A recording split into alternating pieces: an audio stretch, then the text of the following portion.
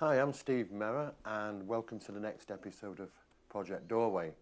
In this particular episode we're going to be looking at paranormal phenomena, the paranormal mechanics that are involved with the phenomena, and surprisingly its connections to the UFO subjects, which we recognised many years ago and are finding more and more connections the further the studies that we continue. There's been a number of scientific documents that we put together, and this was one of them, the Advanced Studies of the Paranormal Mechanics in Associated Phenomena. It talks about the vexation cycles, the UFO connection, the conscious connection, and numerous other things. But as we go... I just wanted to say it's been a while since I've made any videos, so I just want to thank anyone that does take the time to watch this and takes the time to comment and really take in the knowledge and everything that comes with this subject seriously. So, with that said, we're going to continue this and we will be commenting as the video goes. Go through this presentation, I think one of the first things is to show you is about paranormal phenomena and what it might really consist of. This was in association with the scientific establishment of parapsychology and some of the investigations that were carried out over a period of 30 years. Many will know my colleague Barry Fitzgerald, who's also been involved in the paranormal, and he was involved in Ghost Hunters International as one of the lead investigators, travelling to 53 countries over a long period of time. But he has specialised in the study of paranormal phenomena, but like myself, he also has information and research over the years that he's managed to obtain in regarding these connections with other phenomena, be it the cryptids, UFOs, and so on and so forth. So back in the 1990s, one of the most significant investigations that I was part of was working with the Ministry of Defence. This is a Ministry of Defence building. It was owned by the time. It's known as Sunlight House. It sits on Deansgate in Manchester in the UK, 14 floors. The companies that were involved were experiencing these disturbances were had a number of staff which just wouldn't work in certain locations, wouldn't work at certain times of the night because of the disturbances that they witnessed. Now, when conducting a big investigation like this, and in this case we had about 30 different investigators, and we had to pose as electrical engineers because it was a confidential case. This was one of those incidents which sparked a 16-year interest by corporate companies. We ended up on some type of list with the Manchester Public Relations Office, and over the next 16 years from this investigation we worked for clients that had large offices and supermarkets, housing associations, private landlords, and many, many others on a corporate confidential level because of the disturbances and because they needed to know how to deal with this phenomena in a proper manner without causing concern, without the press jumping all over it. At the end of the day, these businesses don't really want that. But during that investigation at Sunlight House, there was CCTV footage of these balls of light which were seen moving around the offices, intelligently actually moving through doorways, taking left angles and right angles. What is really interesting is that these weren't just picked up on CCTV cameras. The staff were seeing them themselves. These balls of light, which were anything from the size of a tennis ball to a football size, were seen moving around the location. I mean, apart from that, there were other paranormal things taking place, apparitions. In fact, the security officers themselves had a handover. So, every 24 hours, they would go through 2 handovers. Constant security of the building, and the handover notes were rife with paranormal incidents, pursuing apparitions, thinking somebody had actually broken into the building when in fact they'd seemingly run through a wall. It was some crazy things which were reported. Stack of files like this of numerous different events logged by the security team. But these strange lights, these balls of light, we have to consider that they're also representative in other phenomena reported. Different subjects, different categories, different topics. Could be the topic of crop circles and the ball of light phenomena, or BOL, which is seen to be... So, comes down to it with UFO phenomenon, aliens, angels, demons, Bigfoot, skinwalkers. Um, it basically comes down to that there is an omnipresent force here on Earth that we can't exactly define, and it seems to have the ability to manipulate matter, light, time, space, and its appearance, shape shifting, if you will. Um, that I've been saying that for a little while now. That the shapeshifter uh, explanation kind of explains the overall uh, phenomenon the most, in my opinion. And I think that yeah, the paranormal UFOs, they're all coming from somewhere, but it's still here. They've been here for a long time, but they've they're able to somehow bleed into our reality. Sometimes they can fully manifest, um, but I don't have all the answers. I don't think anybody does. I just find this all very fascinating, and I hope to learn the truth of all things one day through enlightenment, meditation, prayer. Um, Eventually, we will know the truth. Hopefully sooner than later, but the way things are going, I'm not sure be uh, we'll be around a whole lot longer. Um, the world's a scary, scary place. Anyways, I'll get back to that. It was just my little rant. Just I don't know. I thought I'd say a little something. Moving round crop circles, these small balls of light. Again, how do we recognize the difference between paranormal balls of light and the UFO balls of light? We could even go as far as to go back in time to the Foo Fighter days, and even over Mexico City, sort of throughout the 80s and 90s, where these balls of light were seen. Are they connected in some way? Oh yeah, and I forgot. I have seen a ball of light. Steve Merra actually responded to one of my comments, and I called it an orb, but I guess apparently those are two different things. I guess orbs are like what show up on camera, but you don't see with your eyes. I actually seen a ball of light with my eyes. It was 6 inches from my face. It was like a dim fluorescent light. We were driving on this old logging road by our campsite. We were looking for Bigfoot. We're just having fun. We had some beers, and my brother's driving, and literally an orb just appeared right outside of the passenger side window that I was on, and I was like, "Holy shit!" And my brother was like, "What? Did you see that too?" And I'm like, "Wait, what did you see?" He's like, "I saw an orb." I'm like, "Holy shit! Yeah, me too. That's exactly what I saw." And he had never seen anything like this, and I told him if we went camping, I guaranteed him that we would see something. And so that happened. And then once we got to the spot that we wanted to get to when we were driving, um, we seen a few more balls of light above the treetops. And as soon as it's like the observer effect comes into effect. As soon as we noticed them with our peripherals, they would like drop down to the forest floor or take off like from the top, either sideways or they drop down. And as soon as we noticed it, they would do that.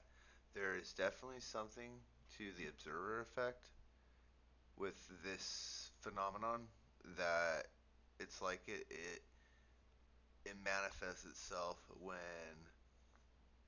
we're not paying attention. That's when these things can happen when we're not aware. But sometimes you can catch them slipping, and that's how you see these things. Way, it's very, very difficult to ascertain what is the difference between paranormal balls of light that seem to move intelligently, and of course the UFO balls of light that also seem to move intelligently. International Investigation 716 and 717 was a trip to Seattle in Washington, US, where we were asked to investigate disturbances at a resident's home. And as you can see here, it's a relatively new build, but the disturbances that were taking place there were astronomical. There were lots of things being broken and smashed and damaged around the property by, allegedly, the paranormal disturbances.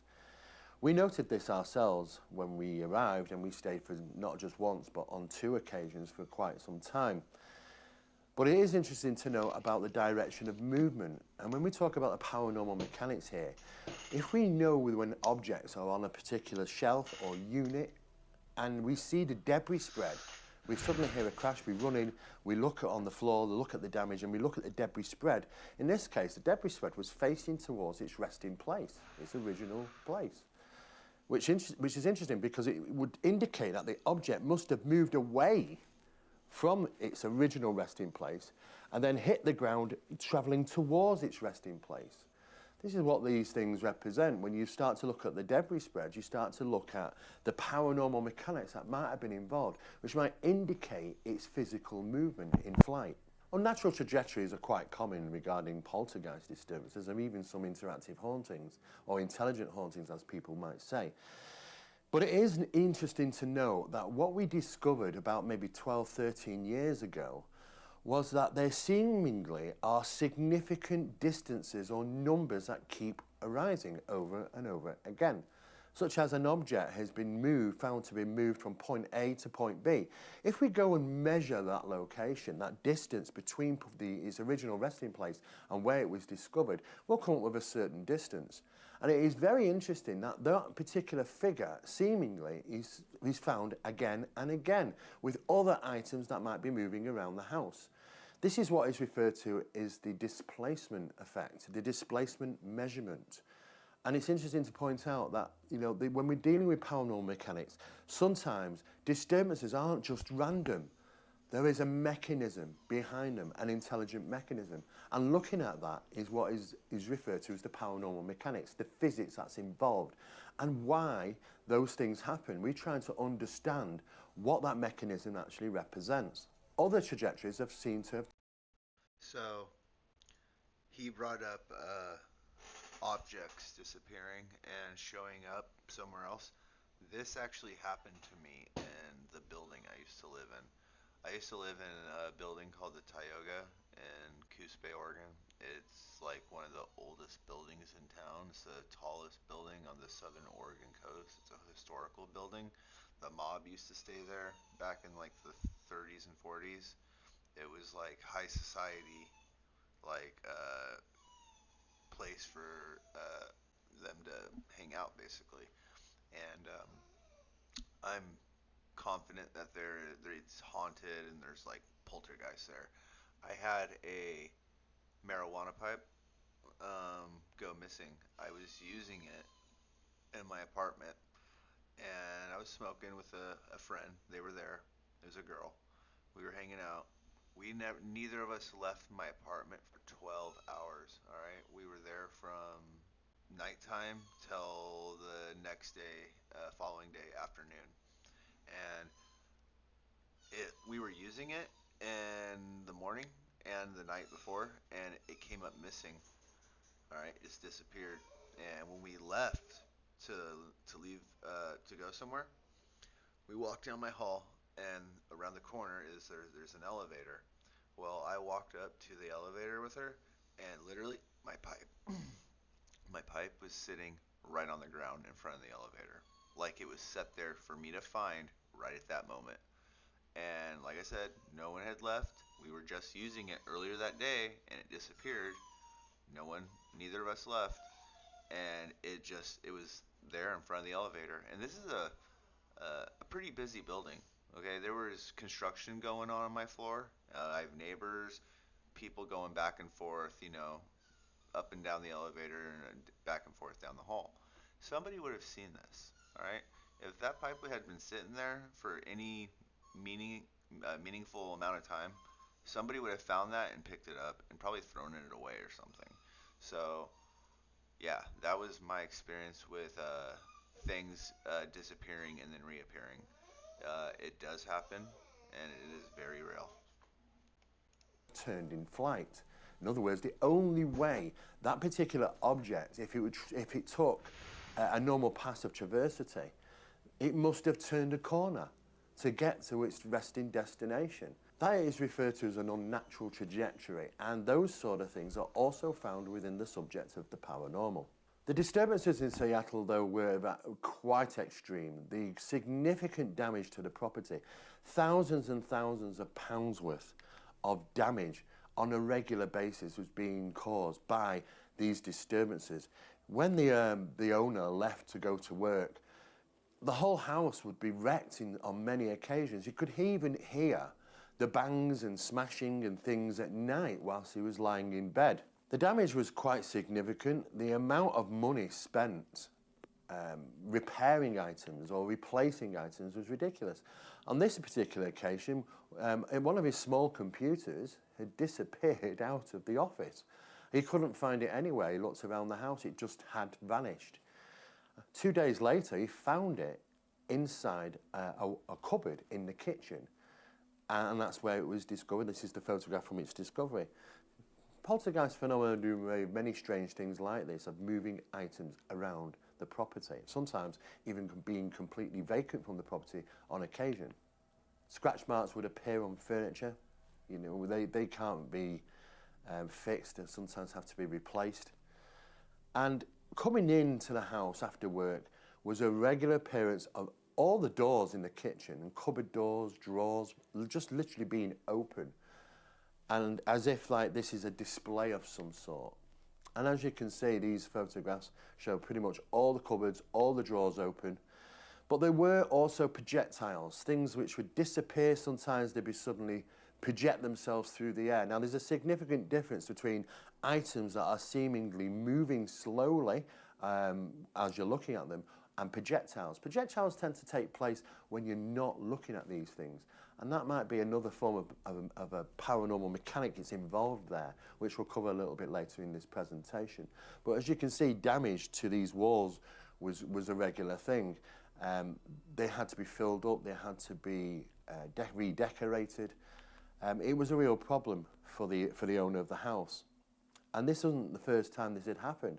In fact, the prior owner to the location was also experiencing very similar things. And one I never had any super negative experiences like the person he's describing here. Uh, my heart goes out to people dealing with this stuff. It really does. There is something going on in our world, and nobody wants to admit that it's real. We're all labeled as crazy, cuckoo, um, some kind of mental instability. We're, bipolar, whatever. Um, it's messed up, but the truth is, all this stuff that he's talking about is real, and that's why I am doing what I'm doing on this channel. I may not have a bunch of viewers or a bunch of subscribers, but that's fine. The point is, even if one person watches these videos and can take account into everything that's being said and actually might open up their mind into the possibility of more being open up their mind to the possibility that things are more than they seem, is what I mean to say. And all you have to do is open up your mind. Once you open up your mind and you actually not only just open your mind to the possibility, but you actually believe that these things are real, you will notice stuff. You will notice things. It will start to present itself, and it will scare you at first, um, but it's true. It's all true. Um, I've always kind of believed, that there could be something to this stuff. And then I had my UFO experience. I've had my Bigfoot experience. I've had my paranormal experience. And let me just say that it really does rattle you to the core. So if you're one of those people out there that have had something similar happen to you, I'm with you, man. Um, I'm sorry that the world is so cold. You know, you post anything like this on Reddit, you get attacked so bad. Even in YouTube comments, people are just so hurtful and cold, and it's sad. Anyways, I just thought I'd say that. You're not alone. On occasion, he found that a piece of his door had been banged or smashed in some way of his bedroom door. The piece was actually missing. And as you can see, the image just on the top right, the photo showing this particular piece of wood, which was missing when he got home, seeing the damage, was propped up against the television screen in the living room.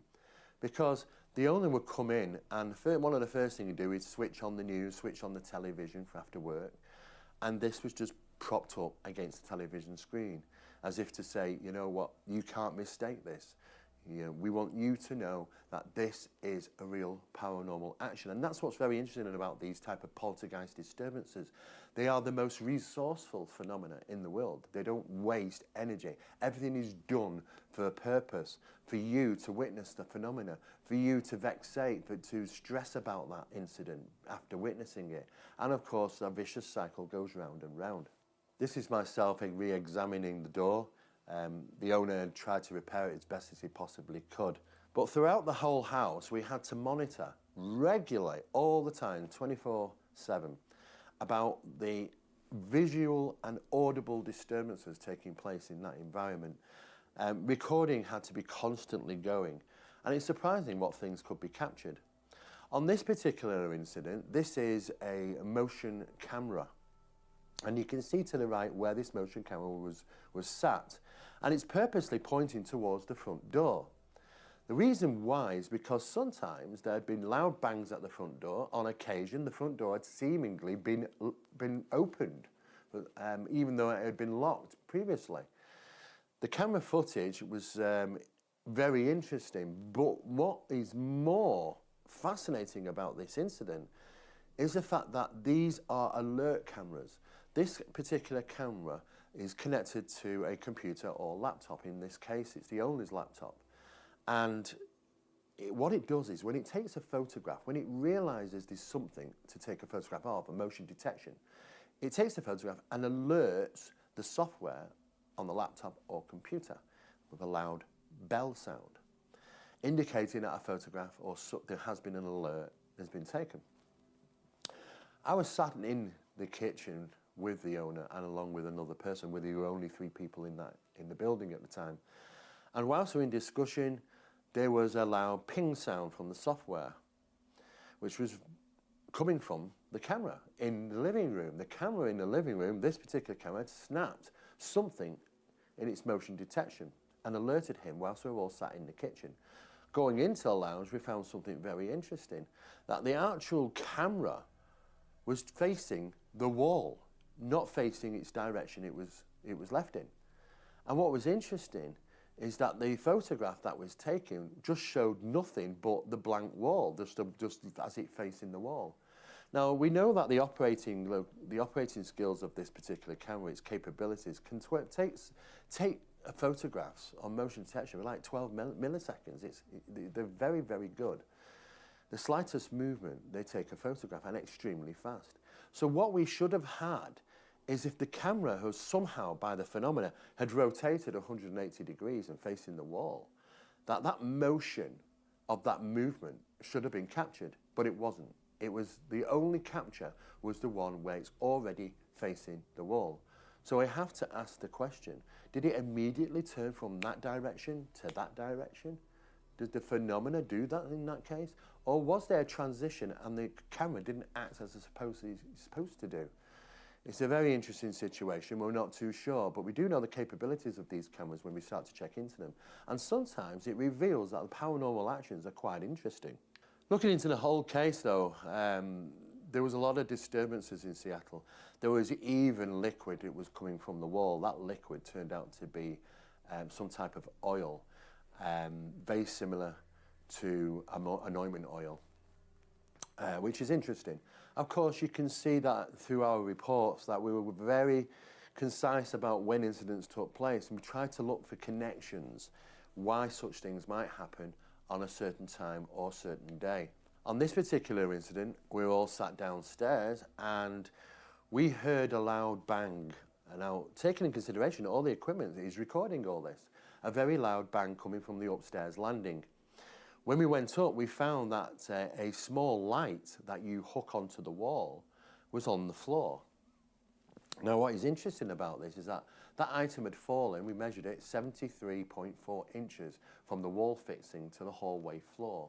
Now, the sound that was captured was really, really interesting because it wasn't exactly the same as it would be on a replication.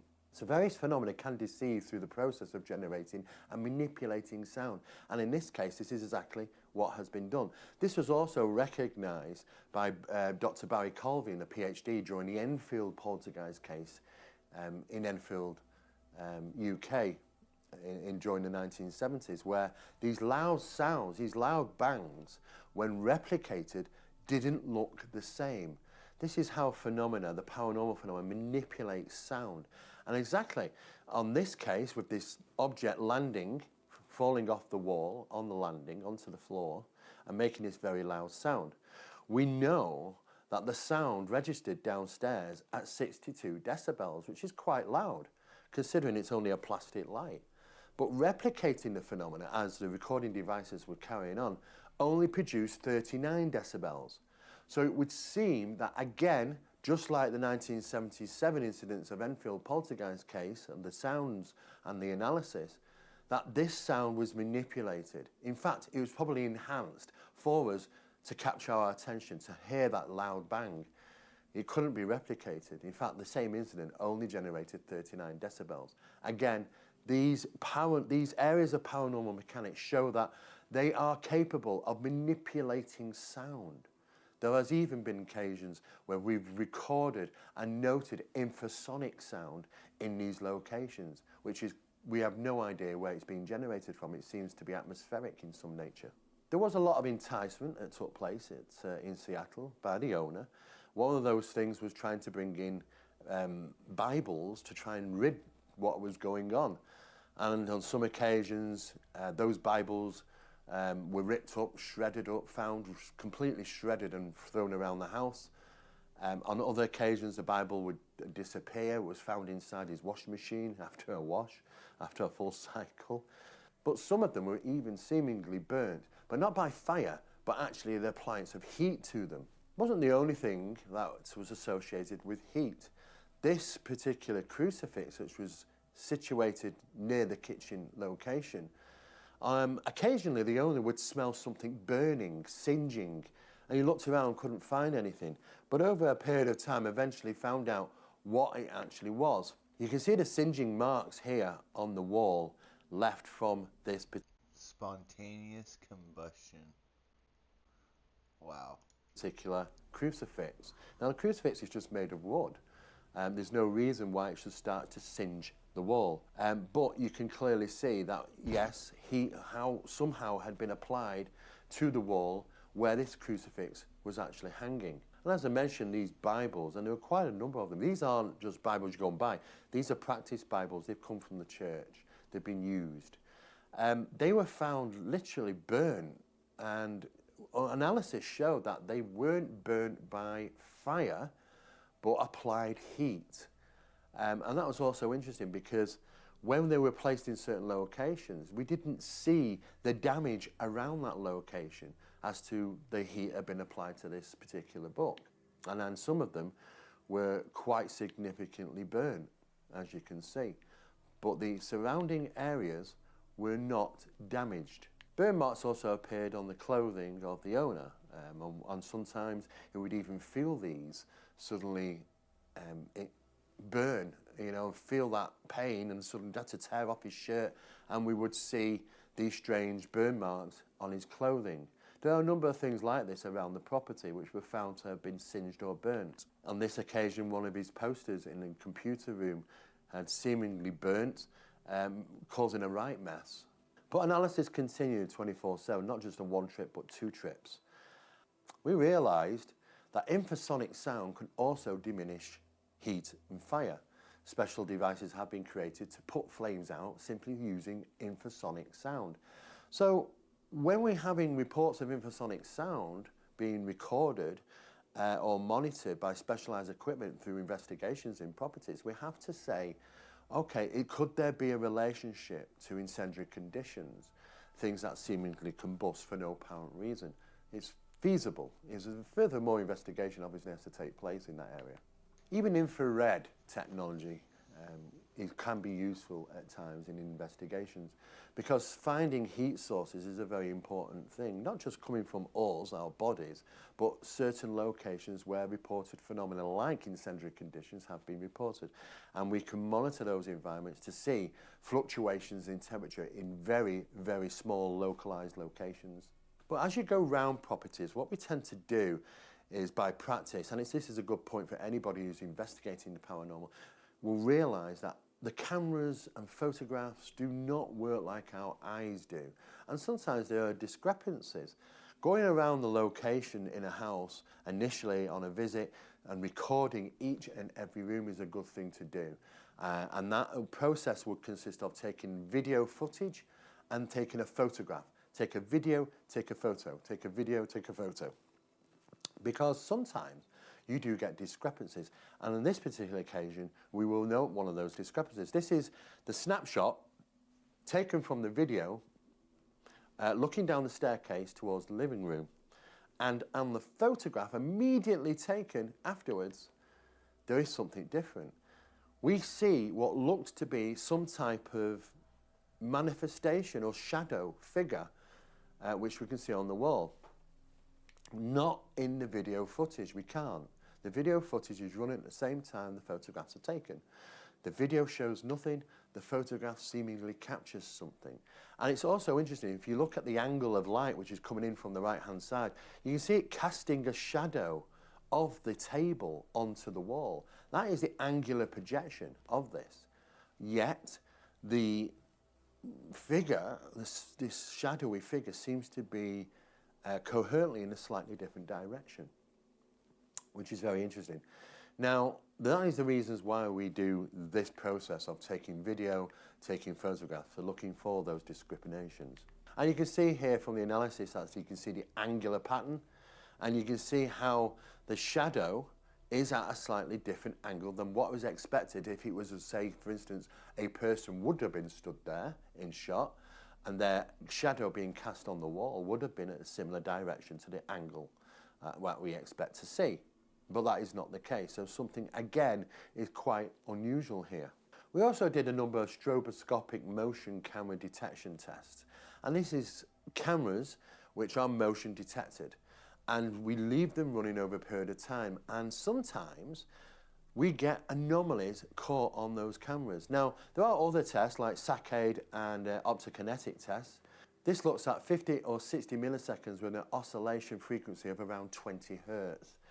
And cameras specifically made for this can actually capture some very interesting phenomena. But when it comes to physical movement and the evidence of, we're definitely dealing with some possible type of poltergeist disturbance. On this occasion, the owner was reporting that his bed in his bedroom was vibrating. So, of course, what we did is that we set up very sensitive vibration detectors, one on the actual bed and one on the bed frame. And the whole room is completely sealed off with specialised tape. The only way we know somebody going in and out of that room would have to break the seal on the tape. And that actually didn't happen. The whole room was still continually sealed off and monitored during this experiment. Very sensitive, very high sensitive vibration detectors, which I'm going to be placed one just here and one on the bed frame as well, because of reported vibrations. leave them as they are, as you can see. And I'm going to shut the door and I'll seal it off. Okay. We were suddenly alerted to that bedroom, to the vibration detectors. Something had alerted them. There'd been movement, there'd been a trigger. And they're very loud. Of course, we had to break the seals on the door and go in. And the first thing we saw is that one of the vibration detectors was no longer sat on the bed frame where it was left. It was upside down on the floor in this given area. Now, when we're talking about these disturbances of physical manipulation, then we have to look at the surrounding area. Has it been affected by the disturbance? In other words, is there footprint left? Because what we believe is that sometimes there's slight gravitational disturbances in those locations. That's actually the same thing we've discovered when it comes to UFO manifestations, that they're seemingly affecting their location, gravity wells.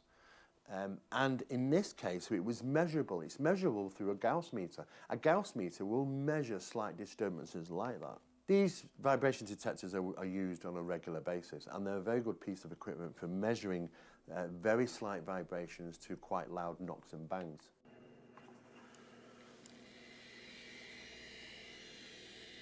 So this is showing that there is a detection in that location. Now this is the footprint of where that incident happened.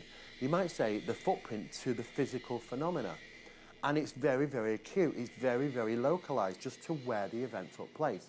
And this falls in line with many UFO experiences and investigations carried out that seemingly show a footprint in those locations, a very similar footprint.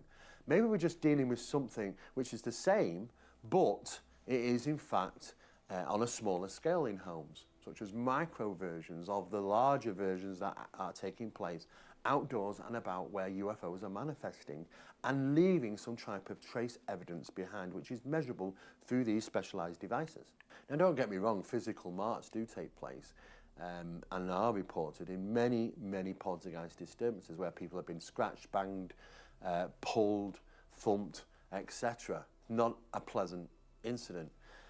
However, the owner of the home, his partner was on occasionally being scratched. And these things are being reported through poltergeist disturbances on a regular basis when they're coming face to face, especially when there are adolescent people involved. But we did manage to sit down and talk with the local priest that had actually visited the home.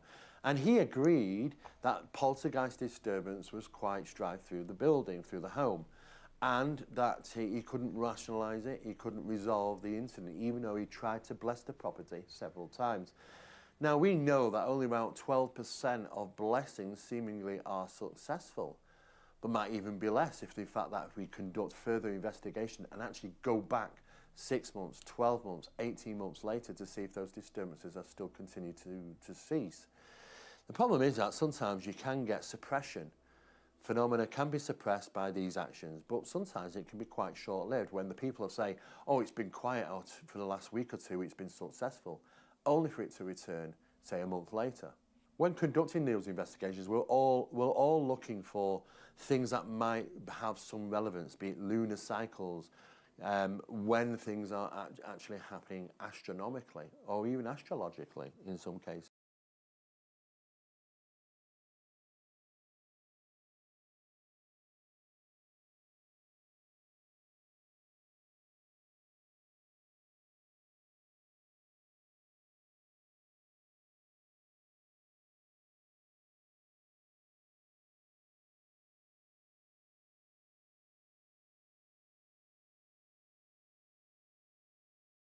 Hmm.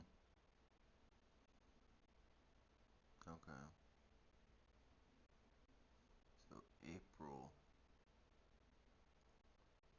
spring equinox,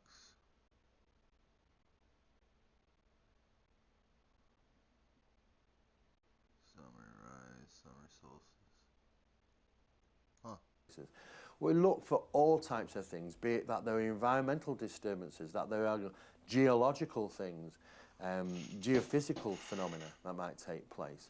There might be EMF, GMF, there might be lays, there might be underground water, there could be all things that might attribute something to some of these paranormal actions. The Seattle investigation was wrote up into a book, House of Fire and Whispers. It is available on Amazon if anybody wants to see that. It is a profound phenomenon that took place that really wasn't resolved. The owner had to relocate eventually. His sanctuary was his bedroom, and he was quite comfortable because he became fascinated with the subject of still living there for quite some time, drawing these experiences, because he could lock himself away in his bedroom and he wouldn't have any problems. The thing is that eventually that threshold was breached and he started to get prodded in his face from his pillow. Of course he was out of there. He'd had enough and he relocated. The house, I believe, is still empty to this very day. But there is also another phenomenon referred to as transplacement. And again, this is for part of paranormal mechanics and our understanding of how this phenomenon interacts with us, especially regarding audible disturbances. Now, specialised equipment had been carried out and tested and brought in and utilised through numerous different types of experiments. Then one of those experiments consisted of 3 similar items, recording devices, recording simultaneously in an environment of complete silence. And the first recording device got a female voice on. The second recording device got a male's voice on. And the third kind of just got pops and clicks, and we don't even know what that was. But how can we have 3 different items, all recording 3 different things in an environment which we're not hearing anything? It's all completely silent. We can assume then therefore it isn't harmonic. But at the end of the day, these pieces of recording equipment are designed to record harmonics, and yet they seemingly record things above and below. And sometimes it goes beyond the threshold and capabilities of some of this equipment. It's quite profound. But what we do believe is that on these recent discoveries, that it does suggest that the phenomena can communicate and or generate sounds in the inner ear. Many people who have experienced the UFO phenomena have reported strange humming, buzzing or pulsating sounds, even speech on occasion, electronic. I had this happen to me about a month and a half ago. I've had thoughts in my head that weren't my own, but about a month ago, I actually was just waking up, and I was just opening my eyes. About 7 o'clock in the morning, and I heard a voice in my ear. Not thoughts in my head, but an actual voice in my ear. The first time I've ever experienced it. And the only time I've ever experienced it. It was a voice that told me to go outside, but I wasn't going to do that. It was 7 in the morning, and it was like pouring outside. It was cold. I didn't go outside.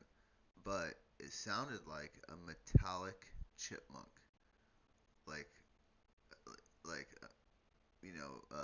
metal-y, like metallic robotic type voice, but chipmunk. And it said, go outside. And that's all it said. Maybe I should have went, but I didn't. And it was the only time I ever experienced that. But yeah, I find this very interesting. Electronic sounds, electronic speech, just as they have reported during paranormal incidents, one of the same thing. And then to the picture to the right here, we can see the inner of the ear, and it's known as the cochlea area of the ear. Now, there are people which have been born without hearing or deaf or problems with hearing, and they have had these new implants fitted, they're known as a cochlear implant, and it goes into the head.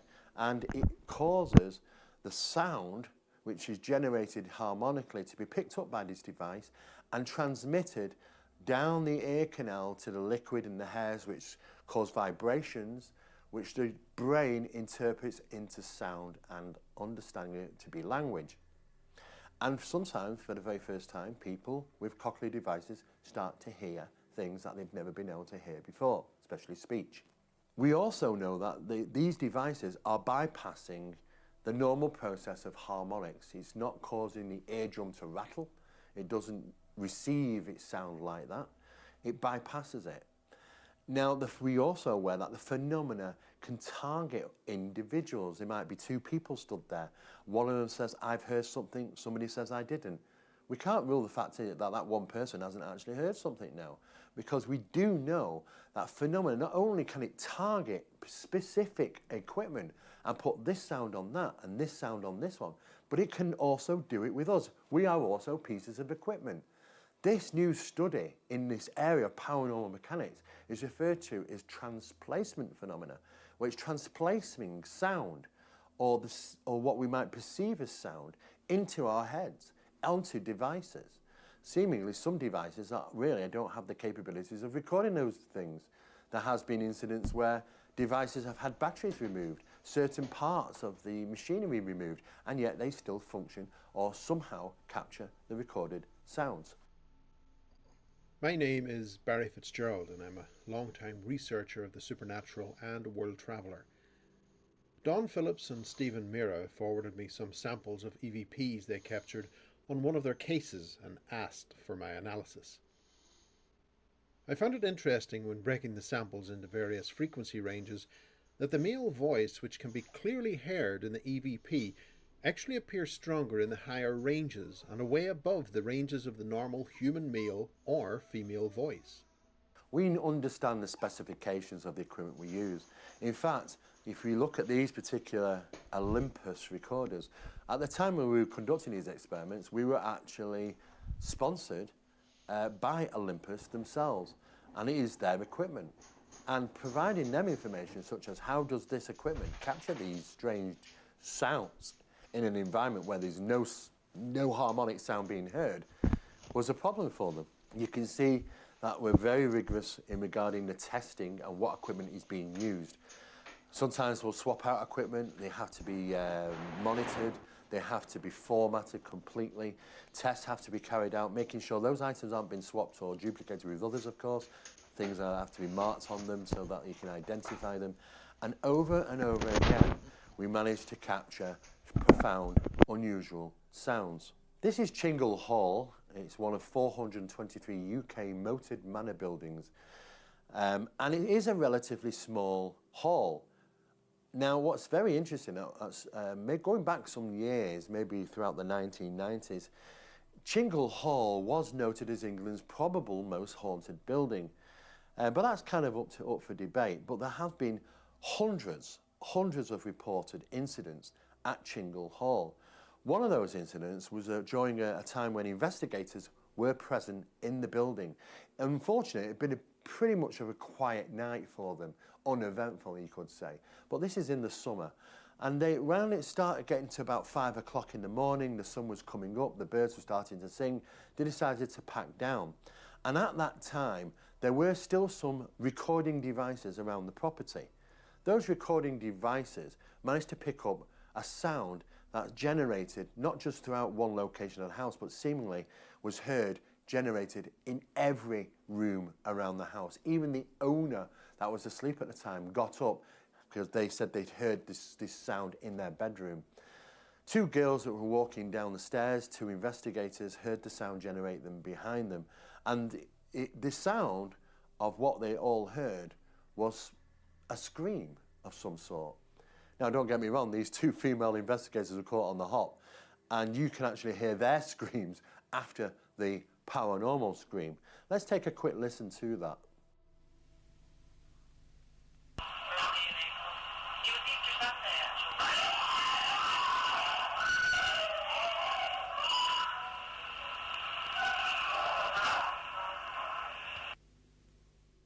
The sound of those screams was recorded on these audible devices and taken off to Manchester University for analysis. What interesting came back was that we can clearly see through the image to the right hand side, the two little spikes on the right at the top there are the females investigators screaming because of after what they heard. But the big bank of white part at the front is what is referred to as the paranormal scream. And this is what they had to say. The target audible first consists of a large audible bank followed by two regular audible spikes. The two spikes are clearly identified as vocal screams by normal human agencies in reaction to hearing the first audible bank. That's the two females that heard this scream and screamed themselves because they obviously quite shocked them. This bank consists of over 20 human vocals and can be heard as a scream. Over 20 human vocals in that first bank of information. This is the paranormal scream. It wasn't just one voice in there. There was around about 20 which were generated in this scream. But what is most interesting about this is that the frequencies of the paranormal scream do not match normal human vocal frequencies. Again, the phenomena is demonstrating this mechanics of manipulating sound, making it sound like it's a scream, but in fact, frequency-wise, it isn't. It's something else. What it is, we don't know. How it was created, we don't know. But one thing is for sure, we do know is that there's plenty of evidence that they are manipulating sound, maybe to gain a reaction from us. Other locations investigated over the years was this particular home, and again we had incendiary conditions, things which were bursting into flames. Not only that, but numerous other things were taking place. These disturbances happened over a period of, say, maybe 2 or 3 years, and was consistent with poltergeist type disturbances. And you can see from these images I've taken that you could see these areas where they suddenly combust into flame or start heating up and smoking. Very profound incendiary conditions brought on by the disturbances. But most of all, it was a series of 3 photographs, which was most fascinating, again in a locked off location. This is locked off. The kitchen is sealed off so nobody can get in and out without people knowing. And a camera, a motion camera, was set on the side of the kitchen cupboards, and it was left recording. Now what happens is that something takes place in that kitchen that causes the motion cameras to detect and take photographs. 3 particular photographs. And it is the middle photograph, this photograph 2, which shows this, looks like emanating from the ceiling area, some band of black band that seems to be coming down and changing direction. In parts it's quite thick, being caught on film. We have no idea what that could be. But not only that is interesting, that the actual camera was somehow affected, was shunted on some locations, was also something was slightly blocking the top left-hand corner of the first photograph. We have no idea how this actually took place. Now this is like where the camera was situated on the side of the worktop in the kitchen and left recording. Analysis took place on these particular photographs. Now it's quite a lot of analysis took place because we had to go back and do replications to find out what could it possibly have been. This particular photograph, and these 3 of these photographs, were all taken within 6 seconds. So it all happened within 6 seconds. 3 photographs, 2 seconds, 2 seconds, 2 seconds. And again, showing something we cannot readily identify. There's the second photograph and the third photograph. You can see here to the bottom right, we've tried all sorts of things to try and work out what this possibly could be. And we've absolutely no idea. We can't replicate it in any shape or form. But there are people out there taking photographs, these are sent to me all the time, of these strange orbs, balls of light. The biggest question for me straight away is, did you see them? You know, and most people will say, no, I didn't, and they appeared on the camera. Unfortunately, I find that most of these, if not nearly all of them, have rational explanations. These are orbs, what people refer to, could be dust particles and pollen and all sorts of different things. And it takes... This is exactly what I was talking about earlier. When you commented on when I talked about seeing a ball of light 6 inches from my face with my eyes. So I always wondered what he meant by that, and here he's kind of clarifying. I kind of had to guess what he meant, but yeah, it makes sense. Place because the camera flash is operating. That's another good question. Was the camera flash on at the time of the photograph taken? And these particles of dust and pollen or whatever these things are, they get close to the lens of the camera, and when the flash goes off, they get illuminated, taking these wonderful photographs. People think that it's out there in the garden when it is right close to the lens of the camera. And these are just a few of the many, many things that people are photographing, even slight insects, even insects that seemingly look like, oh, the little humans and the fairies and things. They're not. A lot of them are mostly insects. Pollen, dust, even hair, all sorts of things can be caught in the, and you can see the location of where those things, those odd things get caught right close to the lens, especially when the flash is going off. But if you're seeing them, then it's a different story, because we do know balls of light have been witnessed, have been seen, and have been recorded on film and camera during paranormal cases. This series of photographs was official police photographs taken some years ago of a terrible incident that took place where someone was unfortunately killed due to a car accident. The police photographers, and these are professional photographers, they go out and take photographs all the time using the same types of cameras. They know what these cameras are like, they know how they work, but on this particular occasion, some very profound effects happened on the camera, which they couldn't understand. These strange lights that was around the vehicle when the police got there and were taking the photographs. Probably the most disturbing, though, is one of the reasons why this photograph was distributed was because of this particular photograph. And surprisingly, it does look like a face of a person. And also, the police noted that the actual face does look like the person who was unfortunately killed in the accident. A close-up of that, we can see that it does look to be a face. Now, those particular photographs we have no explanation for. Why does it work? Why does it happen? We have no idea. But we do know that cameras are not like the human eye. There's nothing like the human eye. Cameras and videos can sometimes even do different things. One thing will show you something completely different than what has been caught on camera. In a place called Burnley in Lancashire in the UK, there used to be a shopping mall there where one of those stores was Woolworths. And we investigated disturbances at Woolworths. There were disturbances there. Staff were reporting paranormal incidents. But this kind of come to pass because of this particular sign. Open Sunday, 10 a.m. to 4 p.m. And this is a new sign that had been put up because the store was going to be opening for a short period of time on Sundays. The area manager of Woolworths had asked the manager of the store to take the photograph to show him the new sign. He did. And this is how the photograph should have really turned out. However, when he got close up to the sign and took this particular photograph, this is how it turned out. And there was something very unusual about it. Did the camera go faulty? Is there something there caught on camera? There's some mass.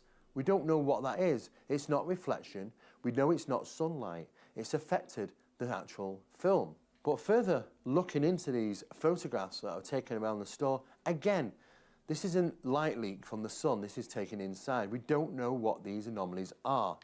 Dark masses, as you can see as well, also appeared on the film. And we do not know what these were either.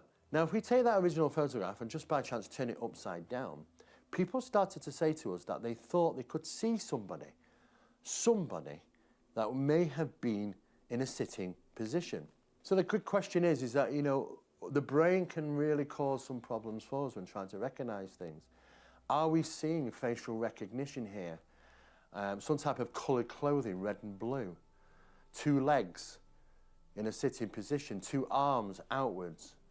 Does the clothing resemble a large coat and hood, which is up? Is the alleged figure to scale? Now, people are saying, well, they might be able to even see a face in there. You know, we don't know. We have no idea. And this is the problem when it comes with the brain and pareidolia and all these things. That the brain tries its best to figure out something and make it into something recognizable.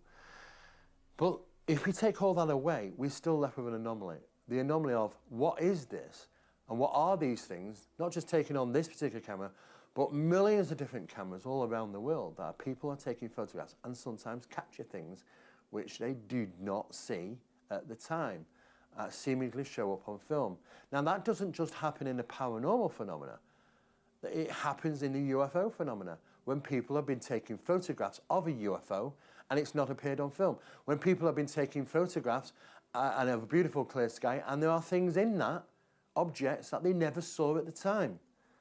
Again, that we're seeing that not only in the paranormal but ufological, there's some type of manipulation that takes place on video and photographic The devices. observer But probably one effect. of the most problematic disturbances of when things become physical.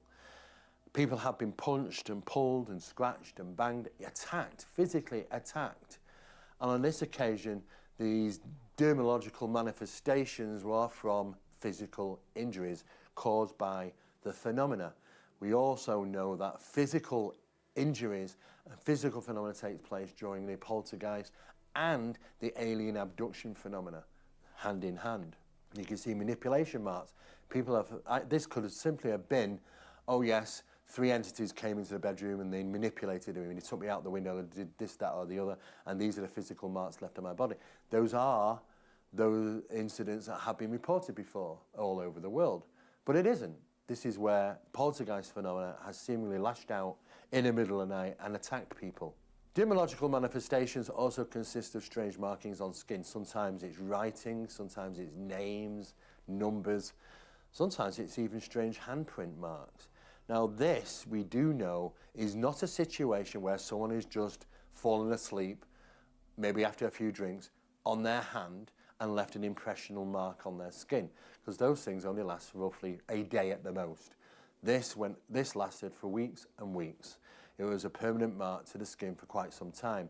But it's also the unusual angle of the position of this so-called hand mark on the body and its long clawy nails lead me to indicate that it might be something more unusual than anything rational. And you can see those particular finger marks on this body. And it lasted for quite some time. Now what's interesting is that this particular person who was being targeted by the phenomena unfortunately ended up having a heart attack, and he was found in the home and was rushed off to hospital. Unfortunately, he's never recovered from that incident. Nevertheless though, people will always wonder, do we have the capabilities of creating these marks ourselves? Well, yes. There is something known as self-induced spontaneous physical marking, SISPM. It kind of falls under the category of those people which bleed from wounds of Christ, stigmata, those incidents.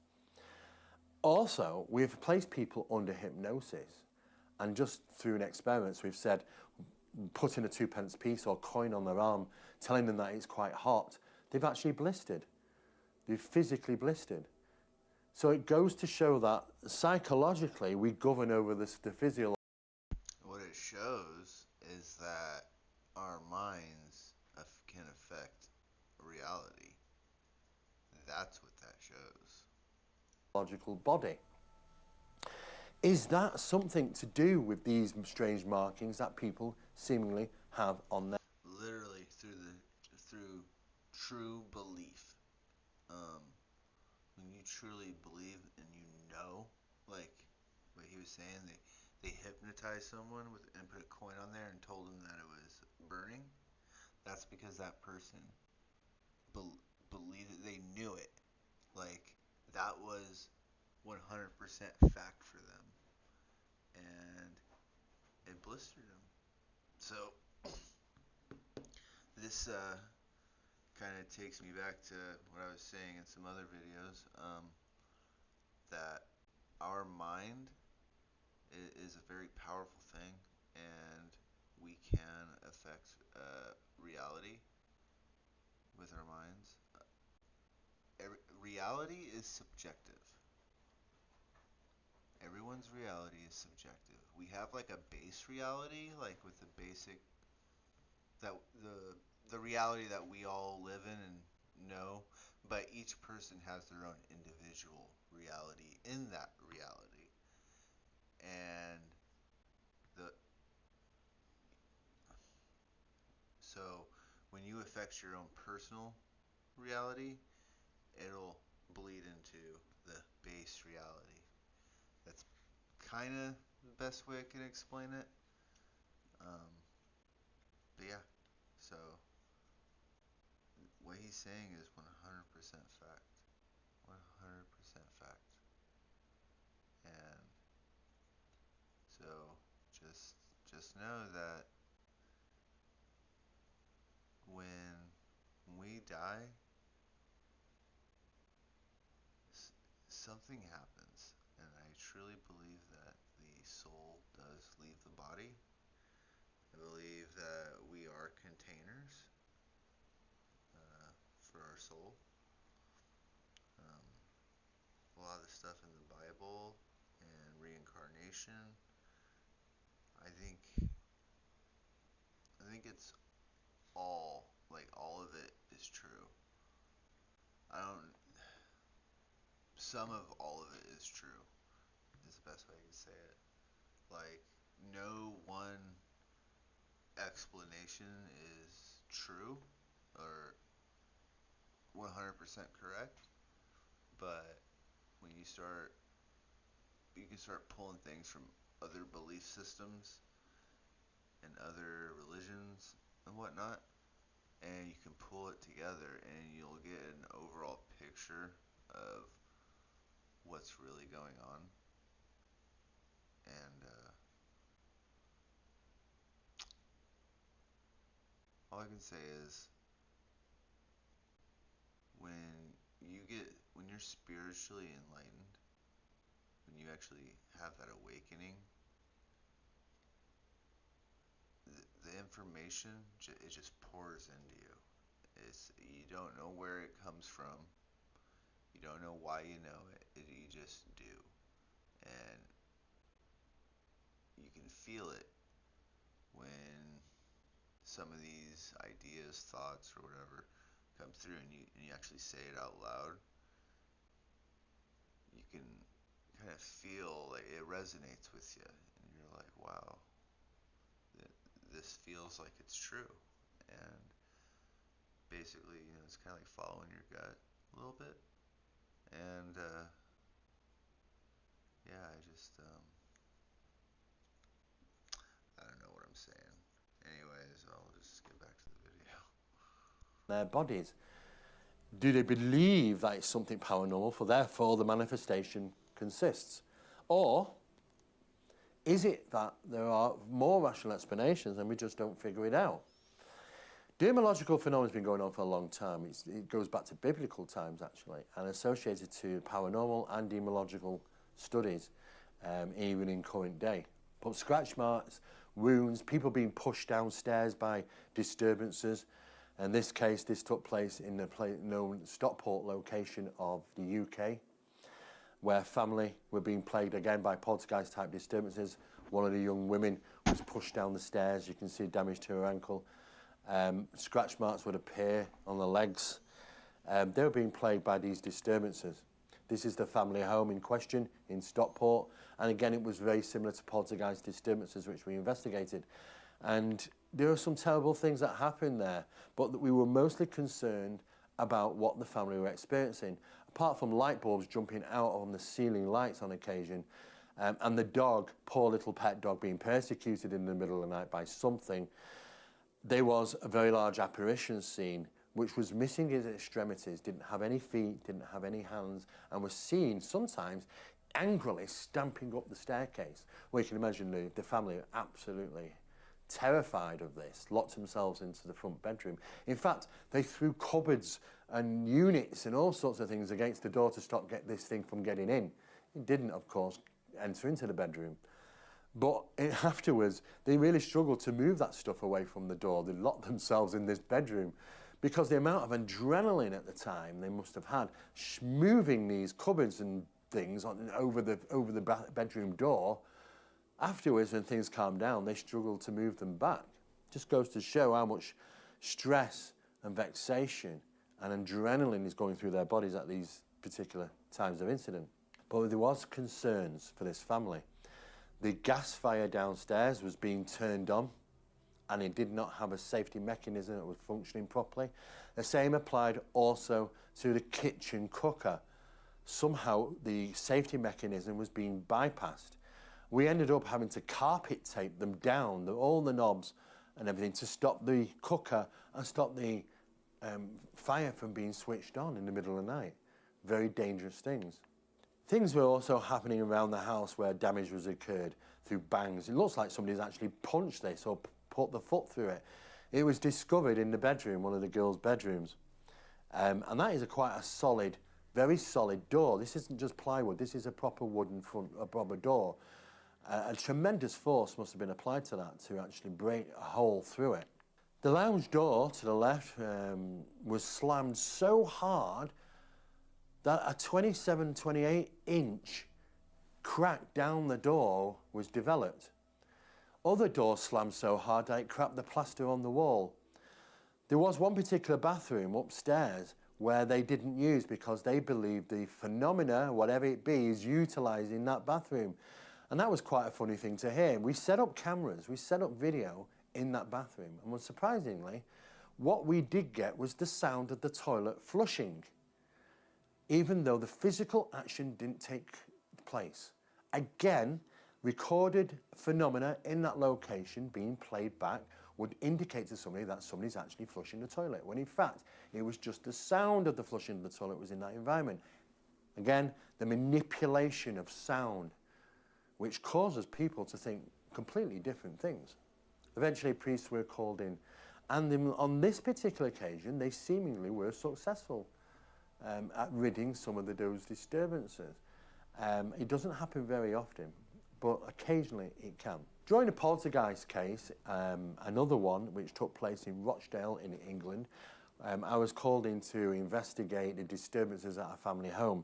A home which was a prefabricated bungalow. Now these were designed to be only temporary homes, but ended up kind of being permanent. The family had lived there, the Gardner family had been living there for over 10 years. They loved their little home, they liked their little home. They didn't even want to move, they were having problems. At the back you can see just behind the prefabricated bungalow the spire of All Saints Hammer Church, where Mrs. Gardner worked as a cleaner, so she did know the priest there. That priest did come out because of the disturbances that were being experienced in this home. And these weren't normal experiences. These are quite profound poltergeist disturbances, which he agreed were in fact poltergeist. When we went to interview him, he clearly said this was poltergeist incidents. On one particular occasion, when visiting the home, a large foiled type picture of tigers over the fireplace shot off the wall and hit him, buried itself in his leg, causing quite a bit of an injury. He had a large bruise there, and that was enough for him. He was out of there. And he worried about that. He didn't like that. He knew that it was definitely very active phenomena. He told us when we conducted the interview at All Saints Hammer Church that this was definitely poltergeist actions, and the family were under duress. On some of those locations, we often do experiments, and phenomena can be very active. During the Rochdale poltergeist case, there was an apport that took place. It suddenly appeared to be found in the middle of the room. We couldn't find out where it originated. What is interesting is that when we went into that environment, and again, a good practice to do, is video record everything, all the objects, all the items in every single room carefully. So you can go back and document where this item was actually originally found, where was it situated. What is interesting, it wasn't anywhere. And Mrs. Gardner, the following day when we asked, said, oh, it's situated by the next to television. But when we arrived there and did the video sweep, this was not an object, an item that was situated near the television. It was nowhere to be seen. So where was it at that time? We do not know. But it did appear later in the night. And what is also interesting is that no family were present. We'd already relocated them to another home. This was poltergeist disturbances without the focus being there, the catalyst being there. So there is no rule book on this. You might hear from numerous societies and establishments and parapsychology that the rule of thumb is a focused, a catalyst. An adolescent has got to be responsible, has got to be that in that environment. No, it does not. There are incidents of poltergeist disturbances and manifestations and infestations taking place in these environments when the people are not even present. And you can see this water manifestation. Now, what happened was there was water creeping across the ceiling, and we couldn't understand where it was coming from. There was no water in the loft area. It was dry, it was dusty. This was during a heat wave of August of 1996. It hadn't rained for several weeks, which is unusual for the UK, of course. And we didn't know where this water was coming from. There were no water pipes actually even in the loft. The water come directly in. This is a bungalow, after all. and the water was coming in at ground level. It was not coming in. They had no water tank up there. We have no reason to believe how that water got up there on the ceiling. There was nobody there but our investigators. But what was interesting is that the water seemingly crept slowly and arced itself around the light fitting. Now, what anybody would do, would have to take samples. So we did. We took samples, water samples. We took a tap sample to compare it with, a control sample, and the PHENOMONA water we captured in a bottle and had that analysed. And we took it off. It was analysed by Northwest Water Laboratories.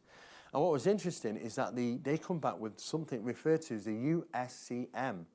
And this is the conductivity level of the water compared to the sample out of the tap we'd taken. Now, the tap sample conductivity was around about 181 UCSMs, which is kind of normal, really, for tap water. I mean, anything that's got copper piping, and a lot of water does travel through copper pipe, it generates a slight electrical charge and also conductivity. And when we measure that, we get a very small amount. The conductivity level of what is referred to as the profound water on the ceiling was an incredible 1,323 UCSMs. We do not know how that happened. We do not understand what could cause that amount of conductivity in that particular water. What we can say is it wasn't rainwater. It wasn't tap water. So what was it? Certainly some type of water, but not anything that can be comparable to some of the samples taken in that environment. And these things are, these water manifestations have been reported in poltergeist disturbances. Not only water, but other liquids on occasion, even blood on a very few occasions. Now, what is interesting is that these manifestations seemingly disappear just as quickly as they appear. There was on one occasion when Mr. Gardner was making a cup of tea for us, and suddenly there was a downpour in the kitchen. That's the only best way I can describe it. It was raining in the kitchen, and this isn't just small amounts of drops coming from the ceiling. When I looked up, the whole ceiling was a shimmer of water. When I looked down, the droplets are so big, it was dropping into my cup, which had some milk in, ready for my cup of tea, and it was dropping in, and the milk was jumping out. That's how big those droplets were. Mr. Gardner sat in the corner with an umbrella up in his kitchen, sat on a stool with this funny smirk on his face, such as, "I told you so," and I couldn't believe what I was seeing. Now, those cases are extremely rare. I've never seen anything like this before. I've only heard of one other incident that's taken place like that before in the US. Extremely rare, these manifestations of water. But it would seem before the next paranormal act takes place, because you know how resourceful poltergeist phenomena can be, is that sometimes these water manifestations disappear before the next act takes place. It's like utilising energy at the end of the day. Highly resourceful phenomena. But for me, Rochdale Poltergeist was a turning point in my work. And the reason being is because I was physically struck. I'd managed to get through years of research without actually this happening. And for me, I was pretty much a skeptic when I came into this subject. I thought I'm going to end up rationalising things. The problem, though, was that when it came to 1996, some years later doing this investigation, being thumped in the back was not a pleasant experience. Now, the scenario is I'm sat on the end of a bed. I've got an investigator either side of me in the dark. We're sat there, we're listening to the sounds of the house. And in the darkness, behind us, we were sat on a bed. I heard this rasping breath, sort of thing. It wasn't nice sound. And of course, I looked to my left, and the investigator was looking at me as if to say, "I'm not turning around, you do it." And I looked to my right, and another investigator was kind of looking at me and going, "You look behind, Steve, I'm not looking." So I decided to look behind, and just as my chin reached over my shoulder, that is when it happened. I got thumped in the back. And it was hard, and I admit it bloody hurt, to be honest with you, it really did. And I did what any professional investigator should do at that time. I ran out the door, I ran out the house, and I sat on the front wall outside. I got out of there. I was absolutely terrified. I had no idea what had just happened. But what happened at that time was I was hit so hard, I ended up on top of a small unit, a dressing table that was in front of us, 3 foot in front of us. I ended up on top of that, and I have no idea how I got there.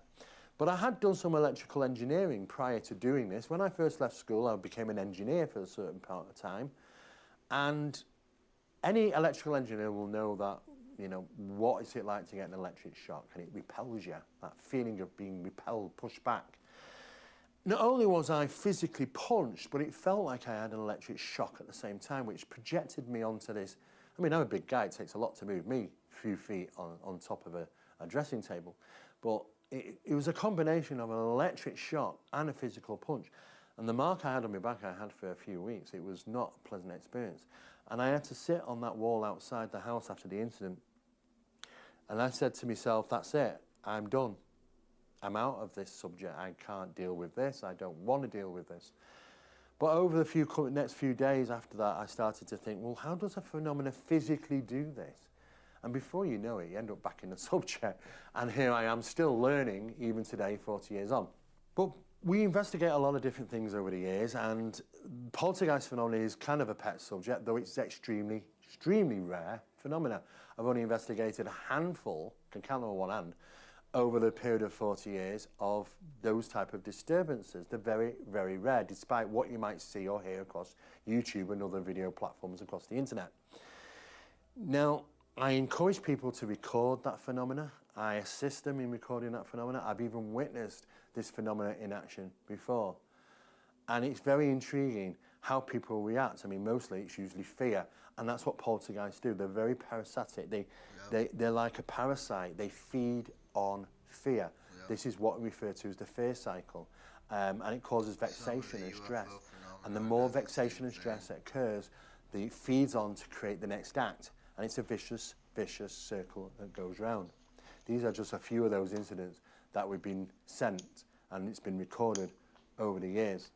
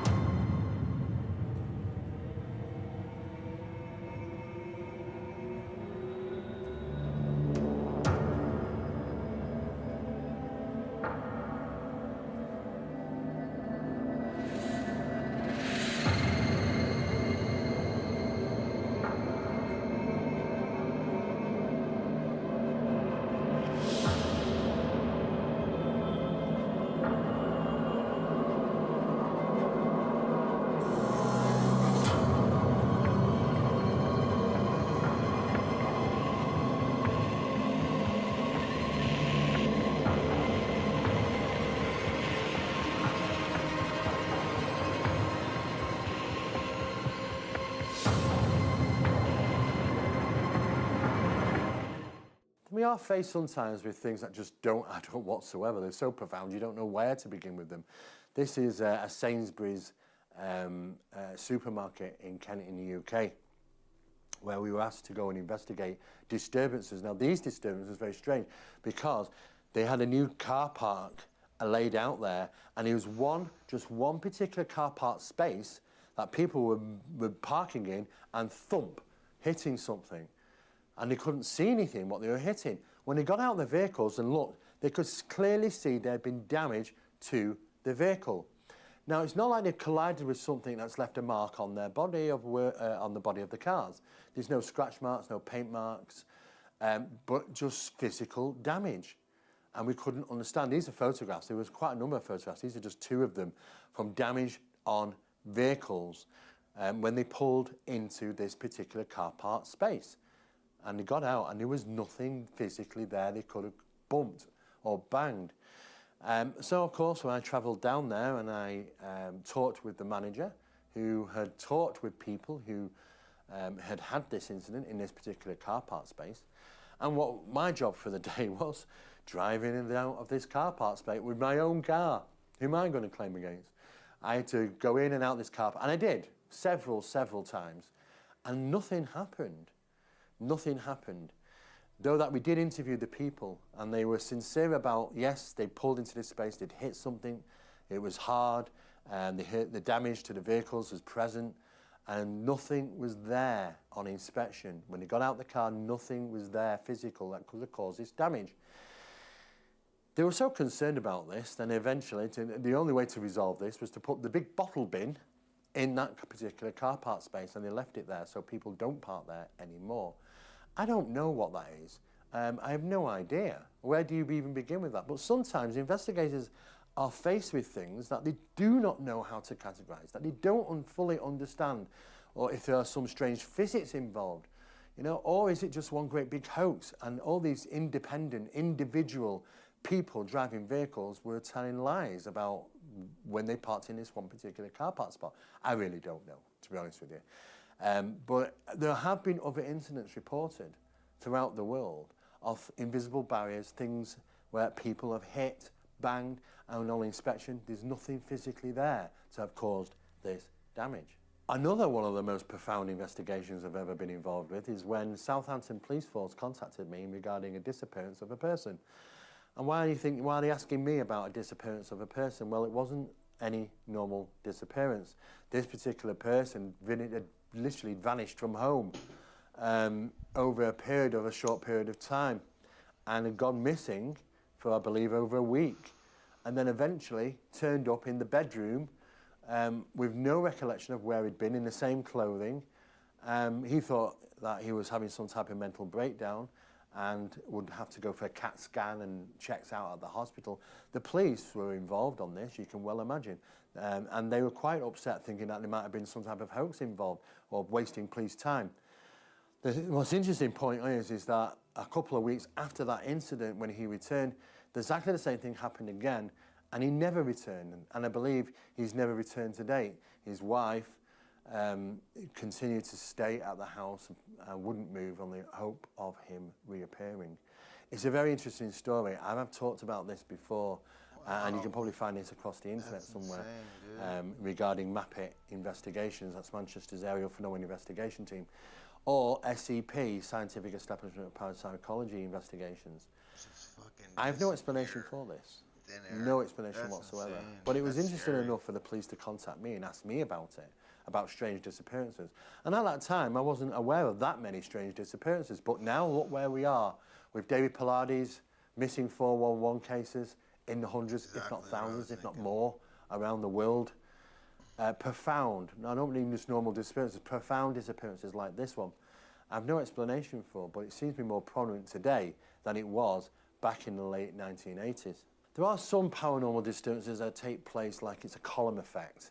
In other words, investigating homes which are in a house or a block of flats where upstairs is affected and the upstairs is affected again, and so on and so forth. 3 different tenants, 3 different flats or apartments, but the same location is affected by paranormal disturbances. Column effect hauntings do take place. They're not very common, but they do happen, and I've noted this on a few occasions. Again, we're talking about maybe some type of geological footprint here, or an environmental footprint, which is affecting just acutely this location from top down to bottom, or bottom to top. This is Abney Hall, and I listed this as Attack of the Ninja Dwarves because I don't know how else to describe this profound incident that took place. Now, this hall, Agatha Christie once stayed at, and it's situated in a place called Cheadle in Cheshire in the UK. Now, what's interesting is that there have been odd sightings of dwarf-like figures in that location, and during the 1980s, there was, on a lovely summer's day, children were coming together as part of a karate team to a display. They were going to do a karate team display on the grounds of Abney Hall, part of the field at the back. And parents and friends gathered to watch their young children doing this display. Some of these things turned up and it didn't go very well because some of the instructors thought that they were just children hiding in bushes around and messing about, and you'd walk over to the bush and suddenly not see anybody in there. There were small black darting shapes going backwards and forwards. And in fact, things got a little bit hair-raising when they were seemingly attacked by, I can only describe as what witnesses said, is dwarf-like ninjas, it sounds ridiculous, that have physically attacked people. And not only that, it caused them to psychologically be affected. Some people started to attacking each other. So one girl attacked her boyfriend, some man attacked his wife, and all hell broke. See, this is crazy. He's talking about people freaking out and attacking each other. I noticed when some of the UFO phenomena engages with us, that it seems like everything just goes to shit. Last summer, when I was having major contact experiences, the UFOs would be doing stuff in the sky. I would notice my heart rate would go up and my fight or flight would kick in. I would start breathing hard. And then I would notice that, like clockwork, 9:30 on the dot, when these sightings were happening with me, 9:30 p.m., I'd be feeling the fight or flight, and then police cars would be going down the road with their sirens blaring, or ambulances, every night at 9:30. And then another experience that month, I was at a friend's house and we were looking for UFOs in her backyard, and we were seeing. I literally thought we thought we were looking at Venus. It was the brightest thing in the sky. It looked like Venus. And anyways, we literally saw what we thought was Venus move about 40 degrees to the right in a matter of like a couple seconds. Just boom. And when that was happening, my fight or flight was kicking in. I was hearing sirens. The neighbors were fighting.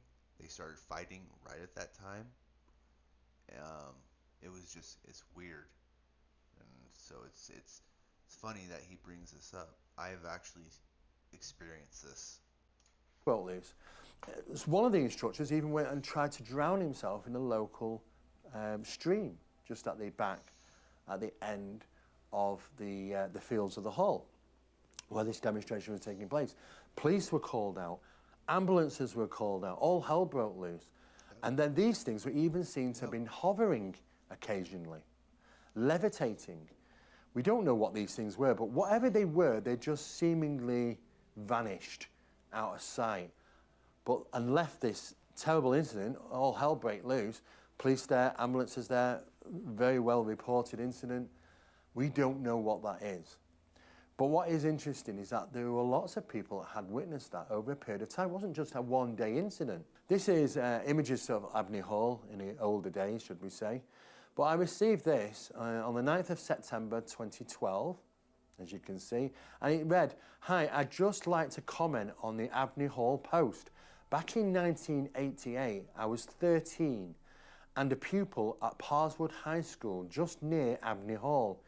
Me and my friends spent lots of time at Abney Hall, and on many occasions, both myself and friends saw these black ninja-type figures. They were definitely there around that time. We were even chased by one on our bikes. My friend saw one on the roof. I saw most in the bushes around the lawn area in front of the house near the little stream. They were definitely a menacing presence. Very strange, thank you. And that was from somebody called Simon Godfrey who'd experienced these firsthand. Visiting that location, and I've visited again over the years, I've talked to people, and yes, there were other people that are aware of these things happening around Abney Hall. Where do you even begin with that to investigate? I really don't know, but we have to be happy to go and talk with people and find out and dig out information. But like I say, this particular incident is very well documented. All hell broke loose that one summer's day back in the 1980s. But sometimes there are rational explanations which are found. And Well, I think I'm going to call it a night. this is situated around swampland. And it was during the summer. Yeah, they're going to think it's paranormally oriented. Okay, yeah. That keeps happening. I'm gonna call it a night. Anyways, I hope whoever watches this, got something out of my experiences that I tried relating to some of the things he talked about. Um, like I said, I'm just here to open people's minds and prepare people for what's coming. Um, there's gonna be people are gonna start waking up. People are gonna start seeing things. The UFO phenomenon is gonna increase. People are gonna see more of that. The veil is being lifted. So that's the best way to explain it. And so all of the old folklore, all of the old ancient civilizations and their stories about gods and the jinn and angels, all that stuff, um, it's all true, all of it. So um, that's all I have to say on that. It's all true, and people, I feel like I need to prepare people because when I experienced this stuff, I was already a believer, and it still scared the living shit out of me. Okay, so I can only imagine what people that don't believe. I can only imagine how they're gonna react, and they can call me crazy all they want, but they need to hear this. They need to. This needs to be discussed in an open forum. We need to not be quiet. We need to stop keeping this to ourselves, and we need to start sharing our experiences. My name's Jeremy. Thank you for watching. Um, Hope you guys enjoyed this. I'm still new to all this. I'm gonna try to get better, and summer is coming up here soon, so I'll be able to start making my own UFO videos. Haven't had the weather has been real bad. It's always cloudy, so kind of hard to spot things with clouds over your house like that. So um, yeah, I'll be looking forward to my camping trips and exploring and just doing my UFO stuff. Hope you guys come back, and thank you for watching. When it does that,